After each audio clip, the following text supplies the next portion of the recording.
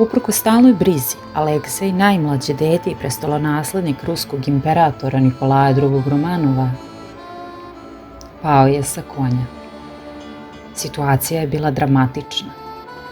Usled nasleđene hemofilije postojala opasnost da se careviću neće moći zaustaviti unutrašnje krvarenje. Očajna majka, carica Aleksandra, bila je spremna na sve. Po preporuci prijateljice pozvala je mistika.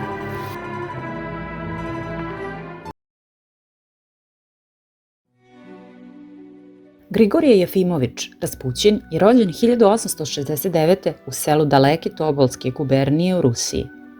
U ranom djetinjstvu tragično izgubio i brata i sestru. Mladost su mu obeležile opijanja, sitne krađe i nepoštovanje lokalnih vlasti. Neočekivano je 1897. napustio svoje selo, ženu i decu uputivši se na hodočašće, lutajući možda čak i do Svete Gore. Vratio se kao izmenjen čovek. Postao je vegetarijanac, odrekao se alkohola, molio se i pevao usrdnije nego ikad. O Raspućinu se govorilo kao iscelitelju i mudracu.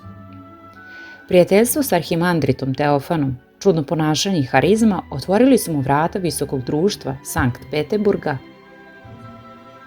oduševljenog okultizmom i nadprirodnim. Tu je upoznao crnogorske princeze Milicu i Anastasiju, ćerke knjaza Nikole Petrovića, koje su ga povezale sa carskom porodicom.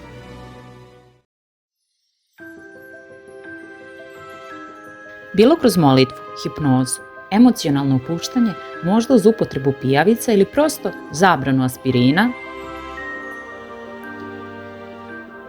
desilo se čudo. Raspućin je uspeo u onome u čemu lekari nisu, da spase dete.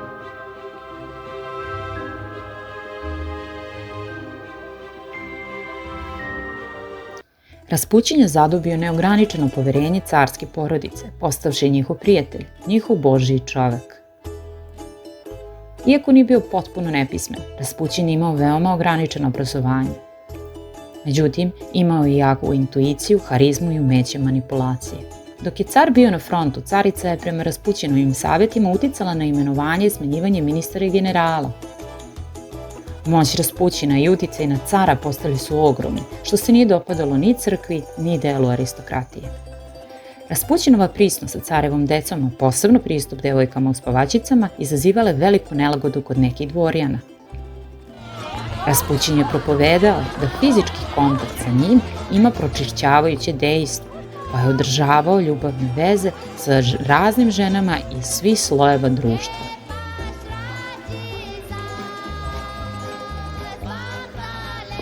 Ubrzo su se pojavile pornografske karikature koje nisu poštedele ni caricu. Prvi svetski rat, raspad feudalnog sistema i preterana birokratska kontrola vodili su ka strmoglavom padu Rusije. Krivci su se morali naći. Krajnji desničari Dume upirali su prst u caricu Aleksandru, poreklom Nemicu, a uz nju i u Raspućina kojeg je trebalo eliminisati. Najprije to pokušala 1914. žena bez nosa, Hionija Gusjeva, zabivši mu nož u stomak. Iako teško ranjen, Raspućin je uspeo da se oporavi. Grupa plemića je onda preuzela stvar u svoje ruke. Navodno zbog isceliteljske moći, Feliks Jusupov je pozvao Raspućina u Moika palatu u ranim jutarnjim časovima krajem decembra 1916. kako bi pomogao njegovoj ženi Irini. Na iznenađenje domaćina, Raspućin je pojeo više ponuđenih kolača i nekoliko čaša vina, bez ikakvih posledica. Naime, hrana je bila zatrovana. Kako otrov nije delovao, Jusupov je pištoljem upucao Raspućina u grudi.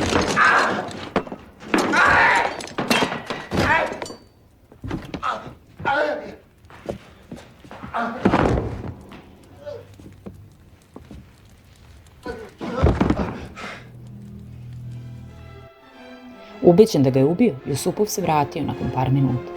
Prenerazio se. Raspućin je bio na nogama. Teško ranjen, Raspućin je uspeo da se domogne dvorišta.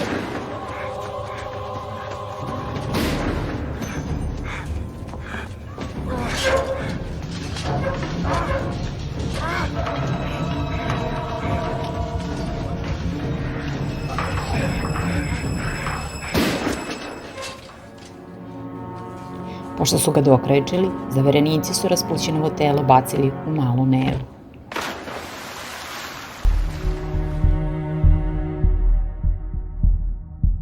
Nakon abdikacije cara, vlada Aleksandra Kerenskog je izvršila ekshumaciju i spaljivanje Raspućinovog tela, kako mu grob ne bi postao mesto okupljanja monarhista.